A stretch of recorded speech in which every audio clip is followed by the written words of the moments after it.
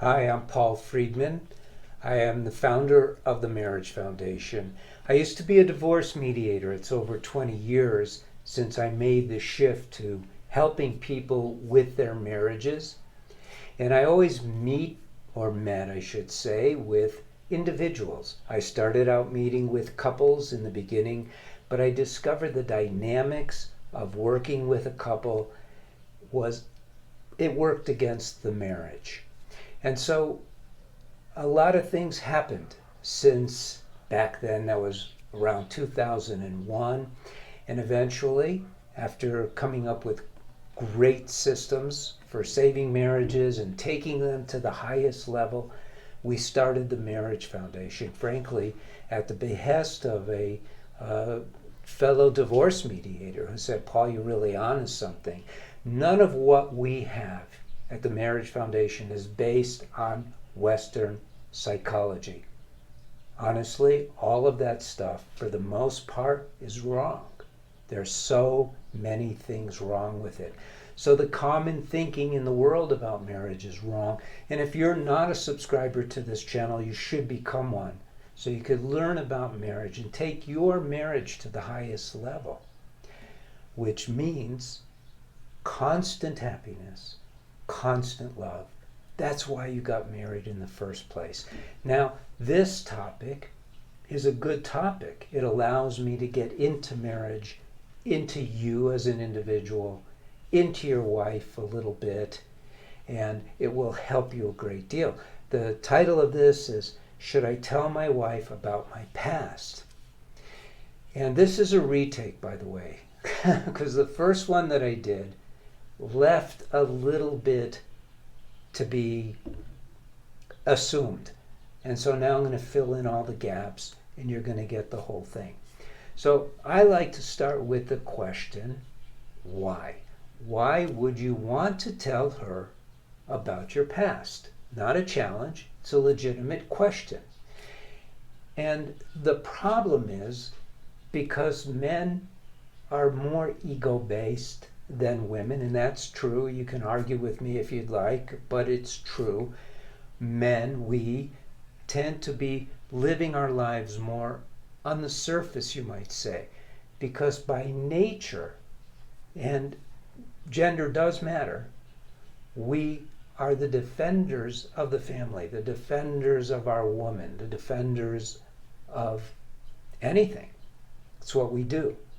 It's why women marry us at a deep subconscious level. And so we like everyone, especially those close to us, to know that we are there for them. And so what happens, unfortunately, is the wires get crossed in our mind. We always have to keep in mind what our role in our marriage is, and then compare the desire that we have against that. So you want happiness in your marriage. That's the primary number one desire, because it's the primary number one desire for us as human beings. We want to be happy. How we get that happiness is very important, because in marriage, of all the venues of life, marriage gives us the opportunity to learn to love unconditionally, which is a very high state of consciousness, and it brings tremendous joy when we do. So now that you have this as your reason for marriage, your role as a husband is to feed your marriage with happiness, love. Why do you want to tell your wife about your past? Now, I know I'm not responding to the past where you work for the Peace Corps and you encounter things and help people. I know that's not what you're talking about. Mostly, men want to tell their wives about their past, honestly, to show off, which is not a bad thing unless you're showing off about things that are not going to help your marriage. Or a lot of men are sort of coming of age within themselves and they want to come clean.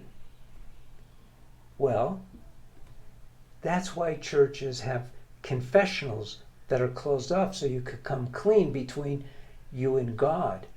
And coming clean should always be between you and God, along with a prayer for, and help me to become a better person, right? So the purpose of coming clean is a selfish purpose. It is. And I know some people will argue. They will say, oh no, you're coming clean to somebody to let them know you're sorry.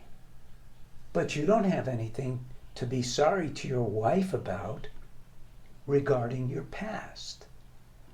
You may realize how you behaved in the past. Who knows, maybe you were a womanizer. Maybe you even got a woman pregnant and you helped pay for an abortion and you're feeling shame around that, feeling guilt. Deal with that on your own. You know, marriage is an individual spiritual path you are on with your soulmate. That doesn't mean you exchange each other's grief, because the purpose of a spiritual path is to lift yourself up, not put yourself down, to raise up your consciousness in joy. So you share those things with your wife. You don't want to burden your wife with things about you that you did in your past that you won't do now. Now someone may ask, well, doesn't she have a right to know? Well, she did have a right to know more about you before she married you. And the reverse is true too. In fact, in the course that we have for people who are looking for their soulmate, and hold on to your seat, I recommend, if you don't know the person really well, you didn't grow up with them, you don't know all their friends and family, hire a private investigator. You absolutely should know, because you want to make sure that you're marrying the person who you see. And we live in a world filled with deceit, deception, and all kinds of negative stuff. And you want to make sure at that time that you're marrying the right person. Right up until the day you exchange vows, you have the right to do your research. But once you exchange vows, now you're with this person. So what good will it do to find out, for her to find out, that you used to be a total scumbag? What good will it do? Now, some men want to show off to their wives. They want to let them know how handsome they were when they were younger and how many women they bedded. That's insane. What kind of message is that to send to the woman who wants to know that you're there for her 100%? You're just going to create doubt. You're going to create suspicion. So it doesn't feed the marriage with happiness and love. Remember, this is the criteria. Now, should you be transparent now in your marriage? Yes. She should be totally aware of your behavior.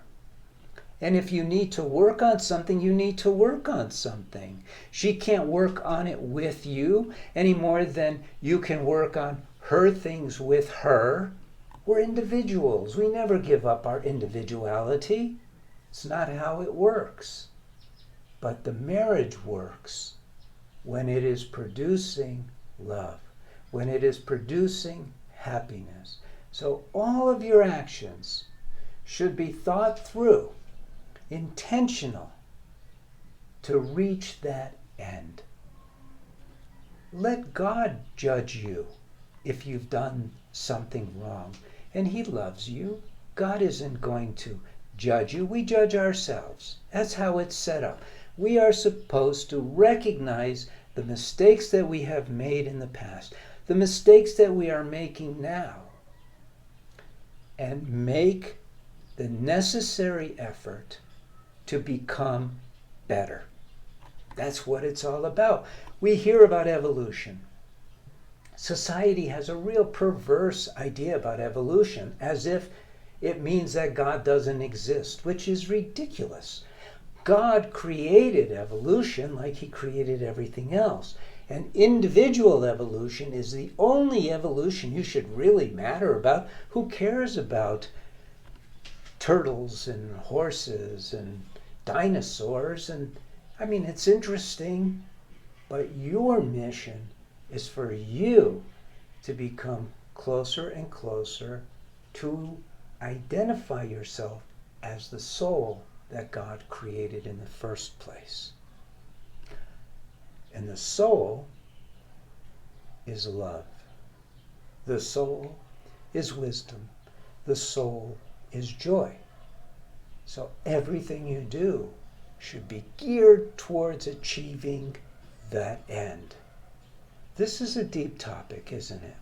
Because it really opens the door to many aspects of marriage, all of which are important. So I'm going to leave it here. I've given you plenty to think about, I think. And if you want to respond, and I have no problem interacting in the comments. You know, it's not useful to go, oh, you're an idiot, how could you say that? So don't leave a comment like that. But if you have a legitimate perspective on this that differs from mine, you are very much entitled to that, and I'd love to hear it. I miss things from time to time, but there are certain elements of marriage that I don't miss. Number one is why we get married in the first place. We get married for happiness. We get married for love. So, in my humble opinion, why would you do anything that undermines the very reason to get married in the first place? To me, it's common sense. So I'm Paul Friedman. I founded the Marriage Foundation, and I hope this helps you in your particular situation. God bless you. Thank you for spending time with me, and take care.